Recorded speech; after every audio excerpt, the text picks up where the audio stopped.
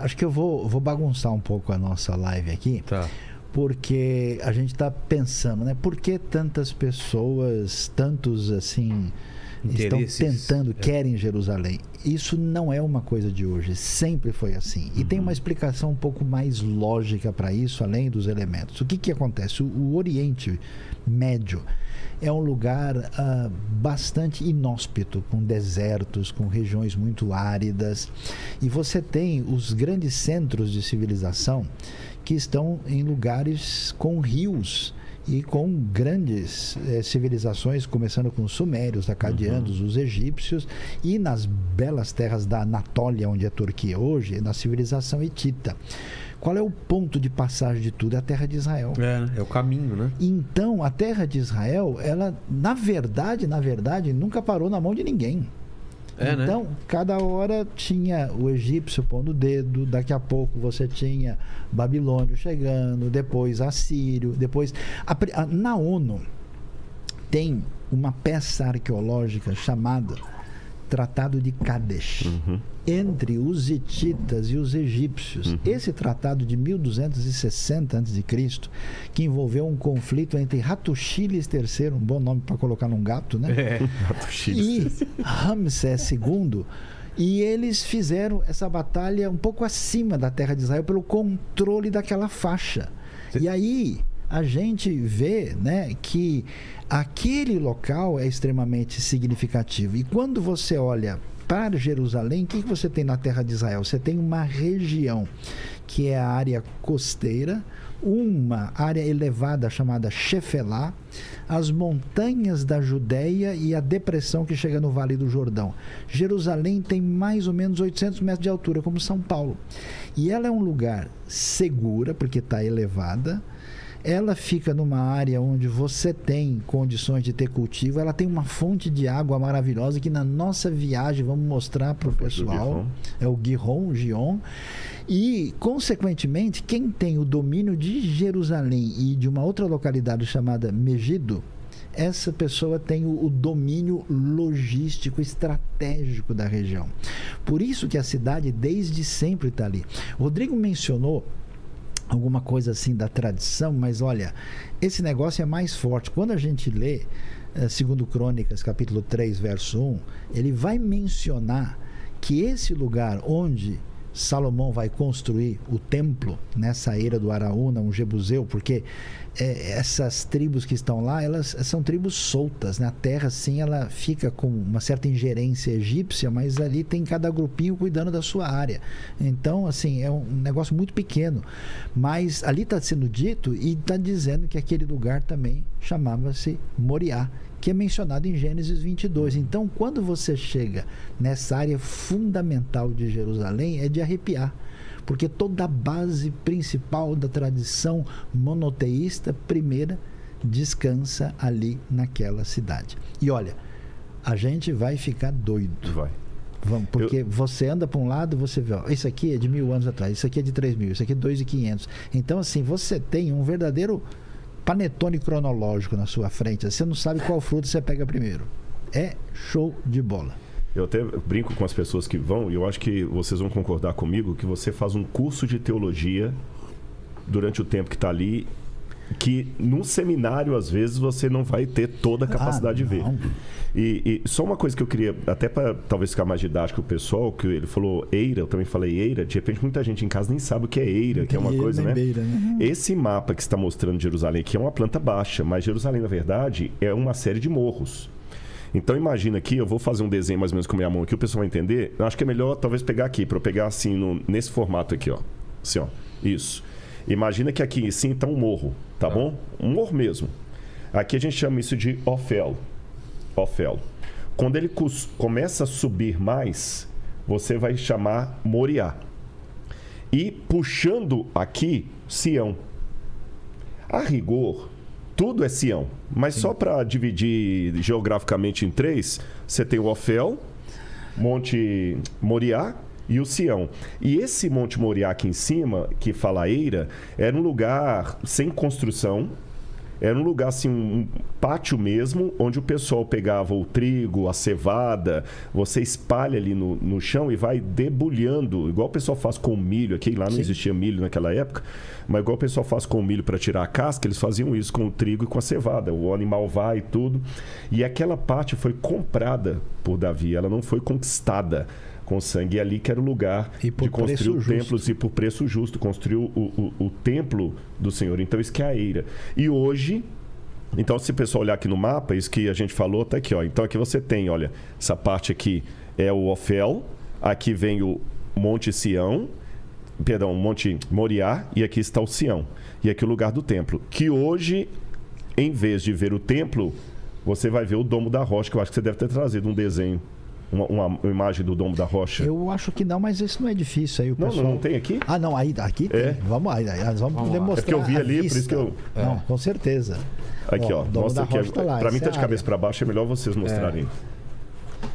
Tá pegando. Essa vista aqui é a vista do Monte das Oliveiras, da parte oriental da cidade, né? Então você vê, o Rodrigo está mencionando o Domo da Rocha, essa construção islâmica que vai ser colocada aqui no início do final do século VII. Do templo. 690. Final do sétimo século. E aqui os muçulmanos chegam na cidade em 638. Logo eles vão construir Al-Aqsa e depois... Aqui não é nem uma mesquita. Não existe a mesquita de Omar. É um espaço especial sagrado que se acredita na tradição islâmica que a partir daí, num sonho, Maomé subiu aos céus para ter encontro com os profetas lá em cima. Então, por isso, acaba tendo importância muito grande de fazer essa conexão aí. Então, o legal é que quando a gente for lá, a gente vai poder dar uma aula, né? O Rodrigo, do alto do Monte das Oliveiras. E vai ver toda a história aqui, né? Porque a cidade antiga de Davi está para cá. Aqui as escadarias de onde se entrava. E esse material aqui, o que é? Essa construção é feita do quê? É calcário. Mas a maior parte do que você vê aqui é turco otomano. Ah, é? 1530. Porque foi derrubado e eles levantaram. Exatamente. Na verdade, a base dessa muralha, a maior parte dela é claramente a muralha romana. Os turcos constroem em cima. Ah, entendi. E eles vão dominar a região por 400 anos. Aliás, uma curiosidade, né? A última vez que os árabes tiveram domínio sobre Jerusalém foi na época que o Brasil estava sendo descoberto. É verdade. Olha só. É verdade, quem os mamelucos estava tendo domínio são os turcos. E turco e árabe são completamente diferentes. Entendi. E o que é muito importante sempre lembrar é o que o povo que dominava fazia com a cidade naquela época, ou naquilo que tinha ao redor. E só os judeus que vieram, plantaram e desenvolveram a agricultura. Os outros que vieram... Vinham, dominavam... Sim, sempre vinham para dominar, tirar o que podia e não tinha aquele interesse na terra. Né? E é por isso que nós voltamos lá para Gênesis capítulo 12, onde Deus falou para Abraão, sair da sua terra, da tua parentela, para onde eu vou te mostrar, que era a terra prometida.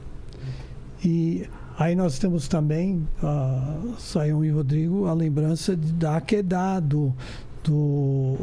Deus mandou em Gênesis 22 levar o seu filho Isaac para o monte e lá fazer um sacrifício. E nós acreditamos que aquilo foi no monte que hoje é Jerusalém. E até os muçulmanos também reconhecem uma parte que aqui também é a única questão é que na versão islâmica eles mudam o filho do sacrifício de Isaac para Ismael. Né? Porque é até interessante, o Sam falou essa questão do Maomé subindo ao céu, mas sabe que isso não está no Alcorão, né? Não. A palavra Jerusalém não aparece no Alcorão. O que se fala? Essa é uma tradição dos Hadith que veio depois que o Maomé, quando ele estava fazendo porque é o seguinte, o Maomé começa em Meca, na Arábia Saudita. Ele começa a pregar contra a idolatria que estava ali, da cultura persa, que os persas estavam dominando muito a região na época ali. os sassânidas, e ele começa a pregar contra aquilo, ele é expulso da cidade, ele é quase morto. Quem o tira de lá é um tio dele que tinha uma condição financeira e uma viúva com quem ele se casou, a Radija. E quando ele foge de Meca, eles têm de Meca para Medina, eles chamam isso no Islã de Hégira, que é essa viagem dele. Aí uma tradição pós-Maomé, pós-Alcorão, diz que o anjo Gabriel pegou a jumenta do Maomé da beira da estrada e o levou até aqui. Por isso que essa mesquita se chama Al-Aqsa. Al-Aqsa em árabe significa o que está distante ou na esquina. Aí a tradição diz que...